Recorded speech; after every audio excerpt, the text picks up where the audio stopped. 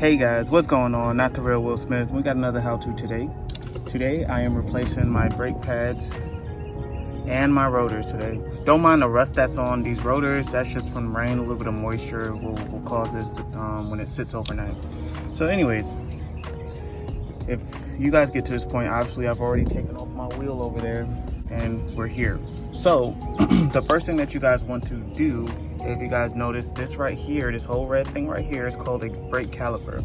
If you go to the side right here, you'll see a bolt here and you'll see a bolt at the bottom here. Boom. The tools that you guys will need for this job is a 9/16 socket, or you can use a 14 millimeter. I prefer the 14 millimeter, but I apparently don't have one right there. So I went with the 9/16 that was in my big toolbox right here. What you're simply gonna do, you'll put it on here. And if it's a little tight, I loosened mine up already, but if it's a little tight, all you're gonna do is just bang it up with your hand like this until it actually comes out. We'll take this screw out here.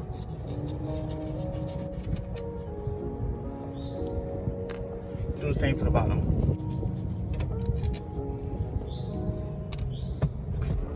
Once you take the bolts off for the caliper, guys, you're just simply going to slide this out like so. And something that I do, guys, because this brake line, you don't want it to bust, is I place it right here. Just like that. As you guys notice, I have a C-clamp here as well, and I'll show you guys why I have this when we get to putting the new pads on, which are these right here. Alright, so I put these pads on this car like not even a year ago, so they're still fairly okay, but because I'm getting brand new rotors, I don't want the groove patterns of the old pad. As you guys can see the little lines in there, I don't want these groove patterns to actually be placed on the new rotor. You guys see the little lines here, that's from the old rotor itself. All right guys, once you're to this point, this part needs to come off as well in order to release this rotor. As you guys look back here, there are two more bolts here. One right here and one right there. All right guys, now that we're here, as you guys can see, I have a bigger socket and I have a bigger socket wrench, because you want the extra torque to be able to take these bigger bolts off.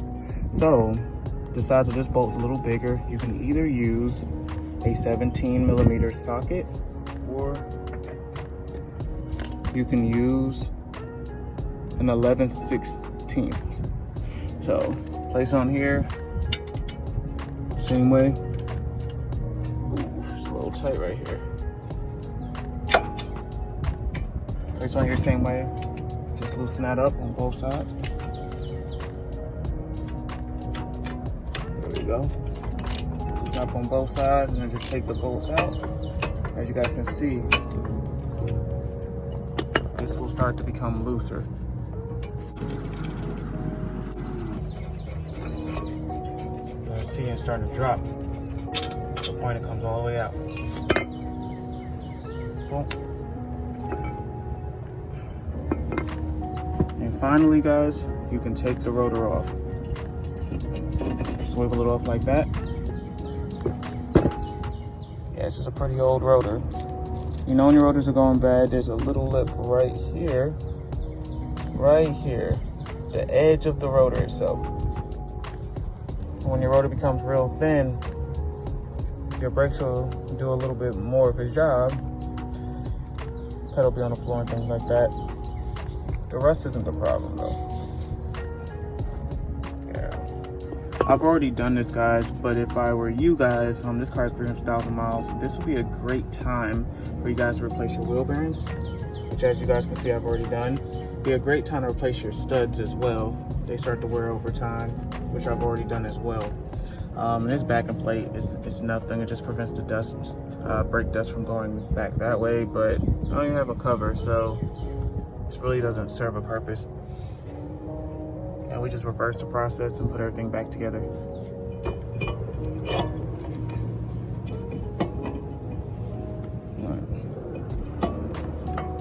As you guys can see on the new rotors, there's two bolts right here, right? these are what you would screw in to prevent the rotor from moving, but I never put the bolts back in because I have my caliper, well, this whole setup right here, well, excuse me, this whole setup right here that holds the rotor in once it's bolted down. So that's optional, you guys can use that. Some people might have to take their bolts out. You might have to drill it all the way out. It could be rusted depending on how long you guys had your rotors on here. But again, I don't put them on. And this looks so good right here. You know, it's just an updated look. It's definitely better stopping power for sure. So I highly recommend. All right, off camera guys, I put the caliper back on. Well, this mounting, I want to say mounting bracket, whatever you want to call it for the caliper.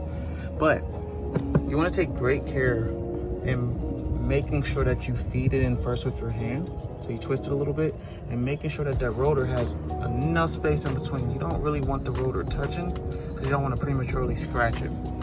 And then once you feed it in with your hand tighten it, just go ahead and get that, what is this thing called again? Sorry guys, this 11/16 socket, and just torque it down.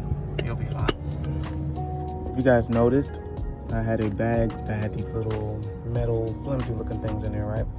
These are what the brakes actually, the brake pads actually sit in. And every time that you get new rotors, well, every time you get new brake pads, period, you should always replace these. And simply all you guys do is once this mounting bracket is on here, you just place this right in between. Again, be careful. And there's a notch in both sides. Just be careful not to scratch your rotor.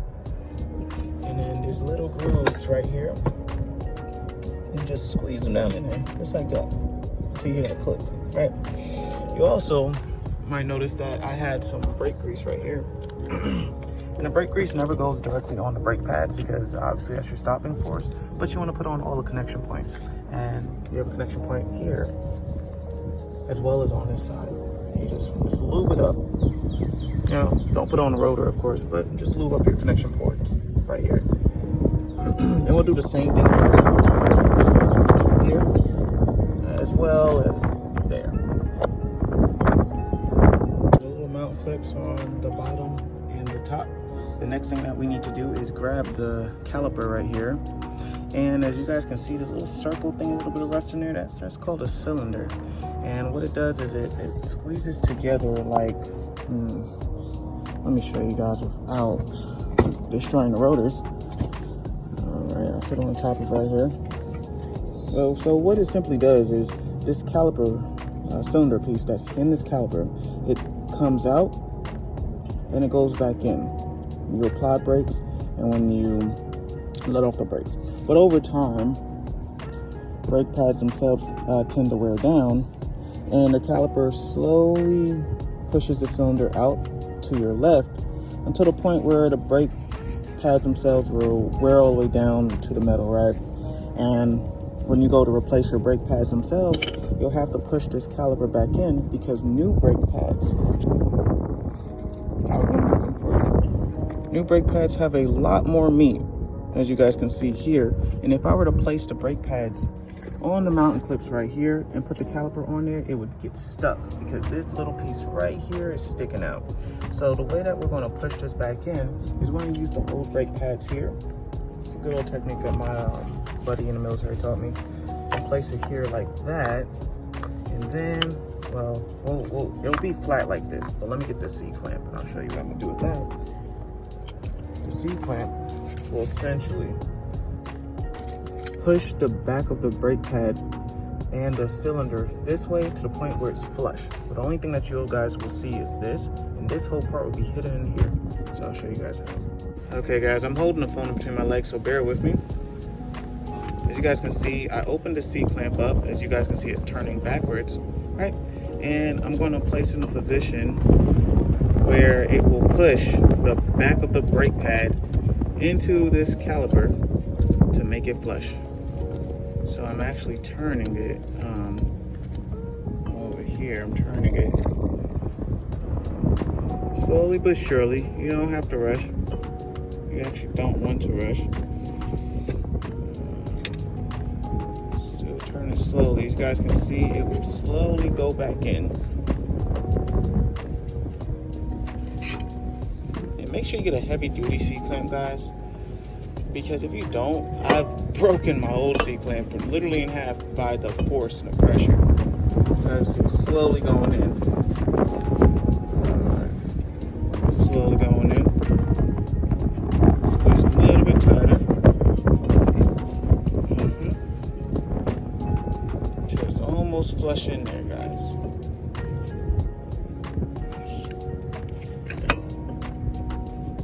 A good thing about this, alright, it's already in. Good thing about this technique is if the brake pad breaks, it's okay because it's not a new brake pad.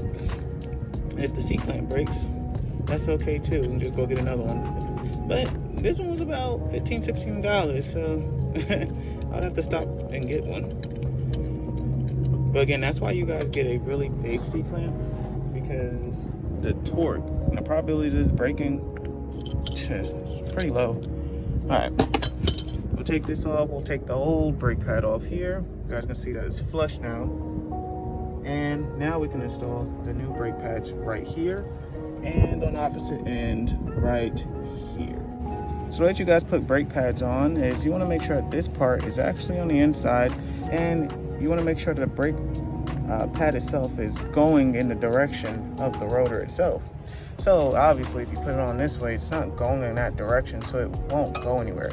But if you put it this way, guys, and you tilt it just like this on the bottom part, where the little openings are, where I put the brake the brake grease on, it will simply slide right in. Oh, it's new, so you gotta wiggle it, but that's what the brake grease is for. It gives us some sort of lubrication. Wiggle it in there. There we go. And it's in now. And then I'm gonna do the other side right here. Again, I've already put brake grease on there, so I don't have to do it again. I don't have to put any brake grease on here. You guys can, it's optional, it doesn't hurt. As long as it's on a point that moves.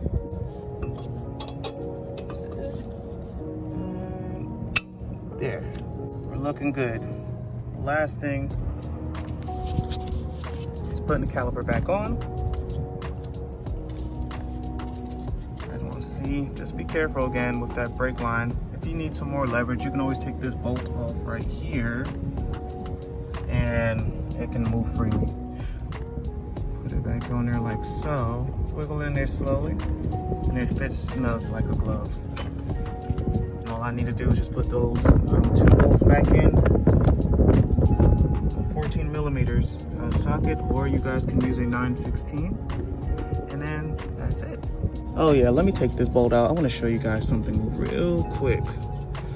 Just a little bit of preventative maintenance. Just back up here, wiggle this out.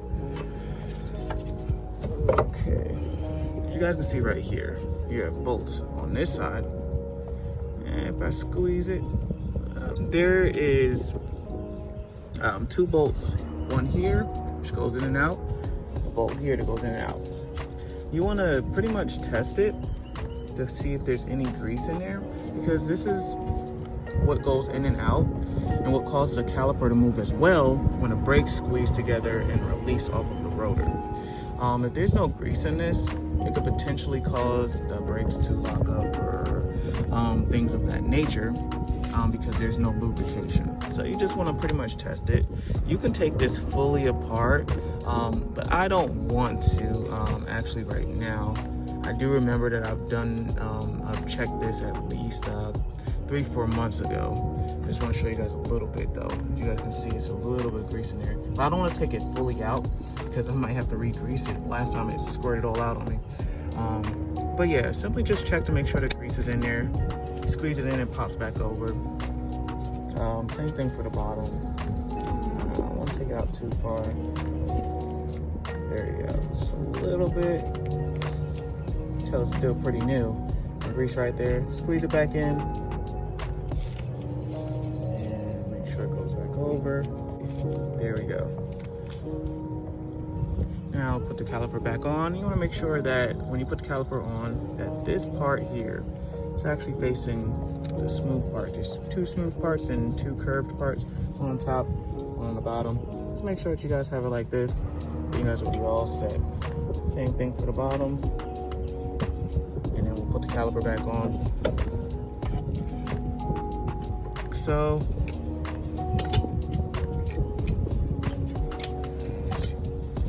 Make sure that part's there. And it fits like a glove. I just put the bolts back on.